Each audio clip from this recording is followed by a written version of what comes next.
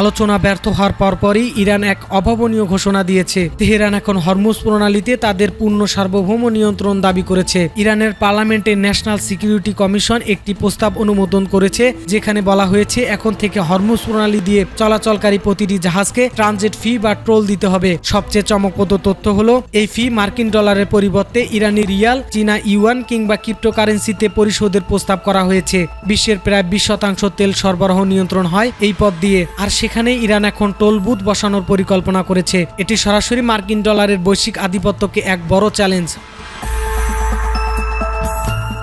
এদিকে ইরানের তেল মন্ত্রণালয় থেকে আসা খবরটিও বেশ তাৎপর্যপূর্ণ। তারা দাবি করেছে যুদ্ধে ক্ষতিগ্রস্ত তেল শোধনাগার এবং বিতরণ ব্যবস্থা আগামী 1 থেকে 2 মাসের মধ্যে 70 থেকে 80% পুনরুদ্ধার করা হবে। এটি পরিষ্কার ইঙ্গিত দেয় যে ইরান দীর্ঘমেয়াদী কোনো অর্থনৈতিক চাপের জন্য নিজেদের প্রস্তুত করে ফেলেছে। তবে মার্কিন প্রশাসনও হাত গুটিয়ে বসে নেই। প্রেসিডেন্ট ডোনাল্ড ট্রাম্প এক কড়া হুঁশিয়ারি দিয়ে জানিয়ে দিয়েছেন, ইরান যদি আন্তর্জাতিক জলসীমায় এই ধরনের বাধা সৃষ্টি করে তবে যুক্তরাষ্ট্র সেখানে পূর্ণ নৌ অবরোধ বা নেভাল ব্লকেড আরোপ করবে। মার্কিন বাহিনীর সেন্ট্রাল কমান্ড ইতিমধ্যেই হরমুজ প্রণালীতে তাদের জাহাজ মোতায়েন করেছে। সাগরে বিছানো মাইন অপসারণ এবং নিয়ন্ত্রণ প্রতিষ্ঠার লক্ষ্যে মার্কিন নৌবাহিনী অভিযান শুরু করেছে বলে খবর পাওয়া গেছে। ট্রাম্প প্রশাসন স্পষ্ট করে দিয়েছে, যারা ইরানকে টোল দেবে তাদের জাহাজকে নিরাপত্তা নিশ্চিত করবে না যুক্তরাষ্ট্র। এই পরিস্থিতির সরাসরি প্রভাব পড়েছে বিশ্ববাজারে। অপরিশোধিত তেলের দাম ইতিমধ্যেই ব্যারেল প্রতি $95 ছাড়িয়ে গেছে।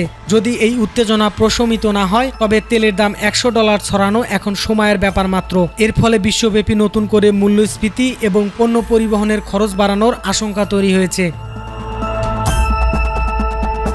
বিশ্লেষকরা একে বলছেন কোল্ড ওয়ার 2.0 বা দ্বিতীয় স্নায়ুযুদ্ধ।